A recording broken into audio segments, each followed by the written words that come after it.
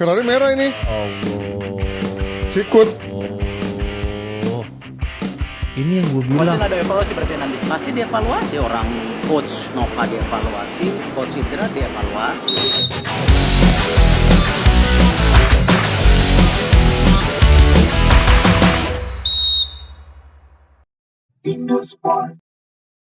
Halo bola mania, salam Indosport.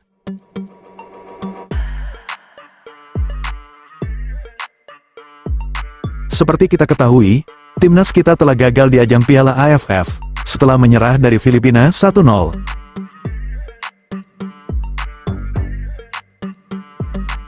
Skuad muda Indonesia sudah tampil baik, namun sangat disayangkan terjadi insiden bek Ferrari terkena kartu merah setelah menyikut pemain Filipina. Namanya skuad muda, masih berproses dan terus berkembang. Mereka sudah memberikan yang terbaik dan patut diapresiasi kerja keras dan pengorbanan mereka.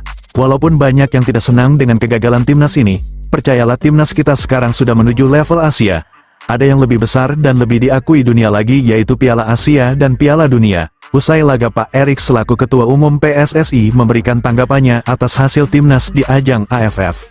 Menurunkan tim muda di AFF, pasti kan sudah ada perhitungan. Kemarin lawan Myanmar kita ingin menang. Lawan Laos kita ingin menang, seri. Lawan Vietnam kita udah prediksi kalah, kemarin bisa seri. Nah, yang terakhir ini lawan timnas untuk Filipina harus menang.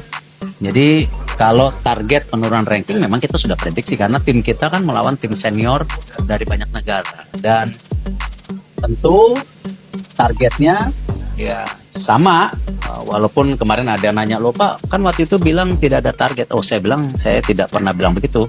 Semua uji coba harus dimaksimalkan dan pasti harus ada hasil dengan perhitungan. Ya, saya rasa teman-teman media punya hitungan sendiri kalau Indonesia lawan Laos menanglah. Ya. Dalam konferensi persnya, Pak Erik mengatakan bahwa ini adalah skuad muda yang akan berkembang. Semua sudah diperhitungkan, termasuk dampak ranking timnas Indonesia setelah di Piala AFF ini. Mereka skuad muda menghadapi skuad senior dari negara ASEAN lain. Jadi kita sudah prediksi hasilnya nanti.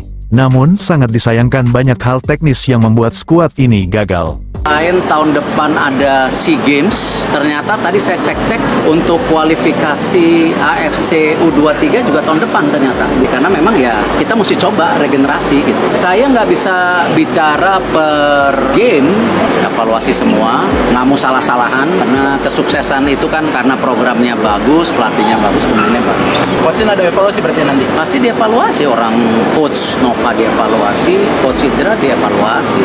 Di kontraknya ada kok, semua pelatih wajib dievaluasi. Iya, targetnya kan semifinal. Walaupun dengan pemain muda, kan kita berharap dengan Myanmar menang, dengan Laos menang, dengan Filipina menang. Kalau Vietnam ya mungkin ya masih. Di sini juga sebenarnya bisa. Pak Erik juga menambahkan bahwa skuad ini sebagai bentuk generasi timnas kita untuk tim senior. Dan skuad ini juga disiapkan sebagai ajang SEA Games dan Piala Asia U23. Garuda Muda diberikan kesempatan untuk menjalani turnamen agar mempunyai pengalaman di kompetisi resmi. Pak Erik juga akan mengevaluasi Coach Shin terhadap hasil ini. Karena Pak Erik tidak mau menyalahkan siapa-siapa. Semua harus bagus dalam setiap lini, baik dari pengurus, pelatih dan pemain.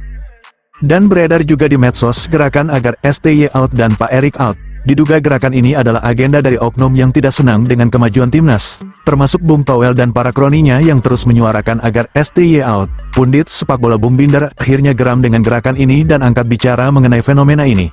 Padahal timnas kita sudah jauh melangkah ke Piala Asia, bahkan gerbang Piala Dunia yang dulu mustahil kini semakin dekat. Karena gagal di AFF yang bukan ajang resmi FIFA seolah menutup keberhasilan Sintayong yang lain. Mari kita dengar Bung Binder. Dan juga jangan kalian menganggap bahwa kita semua akan diam. Kita semua akan terus berada di garis terdepan untuk mendukung timnas kita. Silakan jika ada yang ingin mengeritik, itu hak kalian. Tapi jangan framing seolah-olah Sintayong ini adalah penjahat atau adalah sosok yang menghancurkan timnas kita. Sintayong mengambil alih timnas kita pada saat timnas kita lagi terpuruk, dibantai habis-habisan pada saat itu. Ingat gak? Kenapa lupa?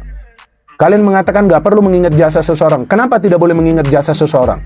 Saya bukan membela Sintayong, saya mengatakan secara fakta. Sulit sekali di Republik ini bekerja secara benar. Bekerja secara jujur, sulit sekali. Yang diserang Ketua Umum Pak Erick Thohir, yang diserang adalah Sintayong sebagai pelatih kepala, yang diserang adalah para pemain.